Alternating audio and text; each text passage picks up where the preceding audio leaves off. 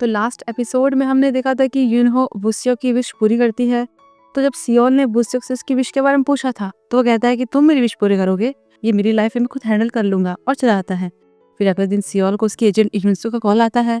वो उसे बताती है कि थेम्स को रिलीगेशन का सामना करना पड़ रहा है क्योंकि उन्हें चैंपियनशिप से बाहर कर दिया गया है, क्योंकि थेम्स ने कुछ रूल्स वायलेट किए हैं कि क्लब अपने रेवेन्यू का कुछ परसेंट तक ही खर्चा कर सकता है, और क्लब ने तुम्हारी ट्रांसफर फीस और सैलरी के खर्चे को छुपाने के लिए अकाउंटिंग में फ्रॉड किया है।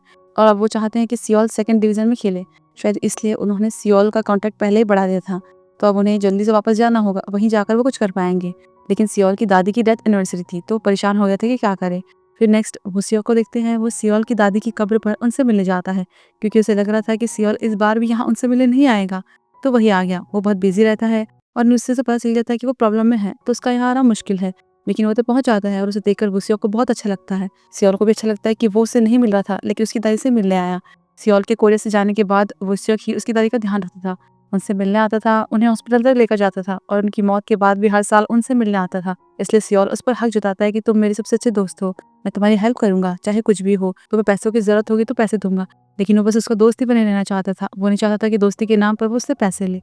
पर इन समय सियोल को अपनी भी टेंशन थी। क्लब ने उनकी बात सुनने से मना कर दिया था। उन्होंने चेयरमैन से बात करने की कोशिश की थी, उन्हें पैसे का ऑफर भी दिया था, लेकिन वो सियोल को छोड़ना नहीं चाहते थे। तभी उसे कुछ मैसेज आता है। वो अपना फोन निकालता है पर उसके साथ यूनो का वो विश कार्ड भी नीचे गिर जाता है। उसमें लिखा था कि मैं तुम्हारी इच्छा पूरी करूंगी। तो वो उसे कहने लगता है कि ये क्या है, तुम ऐसी चीजों पर बिलीव करते हो क्या। तो इससे उसे ध्यान आता है कि अब उसे यूनो की जरूरत है। फिर वो उस कार्ड को जलाता है लेकिन कोई भी नहीं आता। उसे समझ नहीं आ रहा था कि ये काम क्यों नहीं कर रहा है, क्योंकि शायद ऐसे ही वो उसे बुला सकते हैं। पर अचानक से मौसम एकदम खराब हो जाता है। फिर यूनो उनके सामने चांद से ही आ जाती है। यूनो की उम्मीद से पहले ही उसने उसे बुला दिया था, पर उसे क्या, उसे तो पैसों से मतलब है। पूछती है कि बताओ क्या चाहिए। फिर नेक्स्ट यूनो थेम्स के चेयरमैन से मिलती है और उस पर कंट्रोल कर लेती है। उसे पास के एक पब में भेजती है जहाँ पर युनसू थी, जबकि उसे मिल ही नहीं रहा था। और वहाँ वुस्यो को भी यूनो के बारे में पता चल गया था, और ये भी कि 9 साल पहले उस सीईओ ली ने यूनो की शक्तियों की वजह से सरेंडर किया था। लेकिन उसके लिए बहुत शॉकिंग था, उसे तो यकीन भी नहीं हो रहा था। तभी सियोल को मैसेज आता है कि उसके अकाउंट से पैसे कट गए हैं, और बस थोड़े ही नहीं, बहुत सारे, और कटते ही जा रहे थे। और उसी टाइम उसे युनसू का कॉल आता है। वो बताती है कि अब सब कुछ सेटल हो गया है। कहती है कि मैं अभी चेयरमैन से मिली, वो तुम्हारे ट्रांसफर के लिए मान गए हैं। वो जानना चाहते हैं कि तुम किस टीम में जाना चाहते हो। इससे वो शॉक्ड हो जाता है कि सच में उसकी विश पूरी हो गई है। फिर जब सियोल वापस जा रहा था तो वो उसके पास आता है और उससे एक फेवर मांगता है। वो इतनी आसानी से अपने करियर में हार नहीं मान सकता था और नेशनल टीम में खेलना चाहता था। वो एक अलग लाइफ जीना चाहता था, इसलिए उससे कहता है कि क्या उसकी ये विश पूरी हो सकती है। तो फिर वो फिर से यूनो को बुलाते हैं, पर वो मना करती है। कहती है कि तुम्हारी विश जितनी बड़ी होगी उतने ज्यादा पैसे लगेंगे, लेकिन वुसियो के पास तो देने के लिए कुछ भी नहीं है।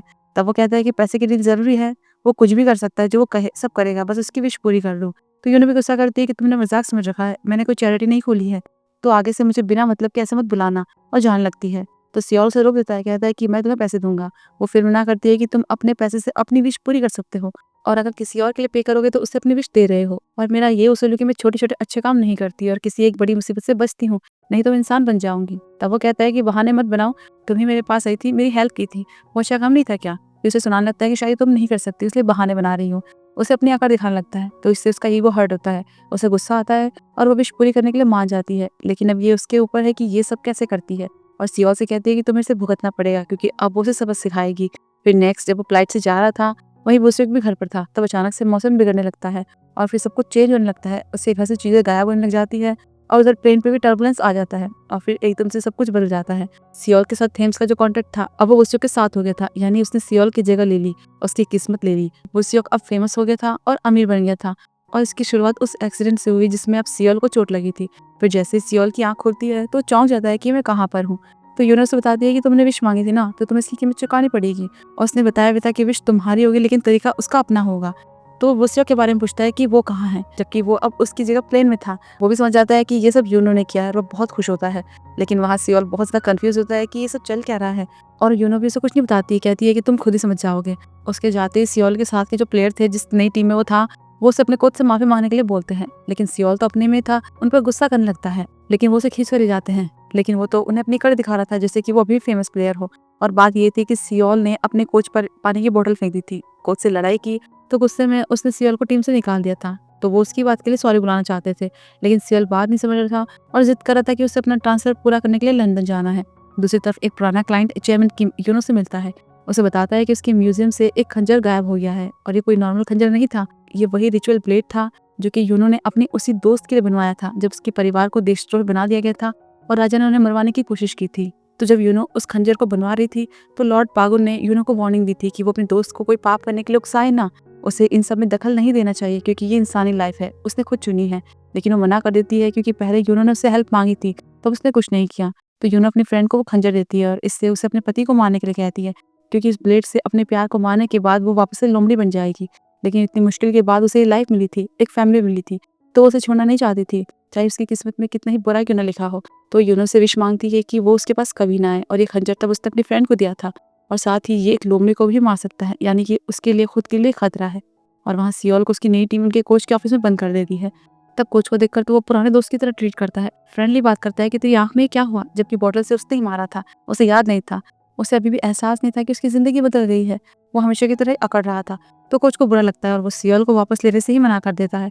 पर इन सब के बाद भी सियोल को लग रहा था कि ये सब मजाक है और वो चला जाता है। इस बीच यूनो म्यूजियम के गार्ड से पूछताछ करती है। पहले तो वो कुछ नहीं बोलता है, लेकिन फिर उसे कंट्रोल करके पूछती है।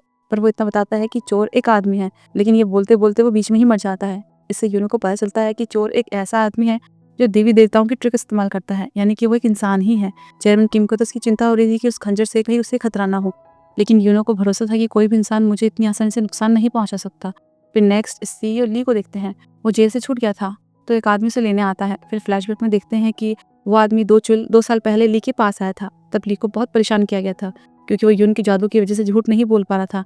उसके इनमेट्स उसे बहुत मारते थे। तब दोचुल ने उसे एक ताबीज दी थी जो उसे यूनो की ट्रिक से बचाएगी, पर इसके बदले वो उसे चारा बनाकर यूनो का शिकार करेगा क्योंकि वो एक फॉक्स हंटर है।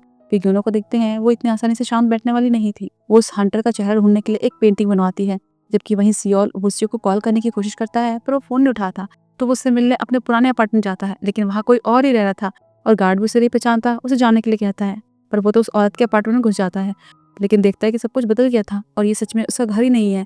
फिर डोचुल को देखते हैं, वही हंटर वो यूनो को पकड़ना चाहता था तो एक भूखे जंगली कुत्ते की आत्मा को कंट्रोल करता है और वो ली के जरिए यूनो की खुशबू का इस्तेमाल करके उसे पकड़ने वाला था, क्योंकि इस ताबीज से यूनो का जादू हट गया था और ली की हथेली में उसकी खुशबू रह गई थी। तो अब इस खुशबू के जरिए वो यूनो तक पहुंचेगा। वहीं सियोल को बिना परमिशन के घुसने के लिए जेल में डाल दिया गया था। तब यूनो आती है और पुलिस को कंट्रोल करने के बाद उसे उस हंटर की फोटो दिखाकर उसे ट्रैक करने का ऑर्डर देती है। तो सियोल उसे पूछता है कि उसके साथ ये सब क्या हो रहा है। तो फाइनली वो उसे बता देती है कि उसने उसकी और वुसियो की किस्मत को स्विच कर दिया है। तो अब उसे समझ आता है कि ये सब क्या हो रहा है। वो एक टॉप क्लास प्लेयर से अब एक 4th डिवीजन प्लेयर बन गया है, जबकि वुसियो नेशनल टीम के लिए खेलता है। तो वो गुस्सा होता है, सब कुछ पहले के जैसा करने को बोलता है, लेकिन वो कहती है कि नहीं, ऐसा नहीं हो सकता क्योंकि सियोल के पास अब कुछ भी नहीं है। पर अगर वुसियो चाहे तो सब कुछ पहले जैसा हो सकता है, अगर वो कहे कि वो उनकी किस्मत फिर से बदलना चाहता है तो। लेकिन क्या वो ऐसा करेगा? और फिर यूनो से वुसियो की लाइफ दिखाती है कि अब वो उसके डैड लंदन की एक फैंसी अपार्टमेंट में रहते हैं। उसके पास बहुत सारी फुटबॉल ट्रॉफियां हैं और वुसियो जिस भी टीम में चाहे ट्रांसफर हो सकता है। ये देखकर तो शॉक हो जाता है, गुस्सा करता है और यूनो से जवाब मांगता है कि उसने उसके साथ ऐसा क्यों किया, लेकिन उस पर हंसती है क्योंकि वो सोच रही थी कि क्या उसे अपने दोस्त पर भरोसा है कि वो भी उसकी जैसे विश मांगेगा और सब कुछ ठीक हो जाएगा। और यहीं पर ये एपिसोड खत्म होता है। तो फिर हम जल्दी मिलते हैं अगले एपिसोड में।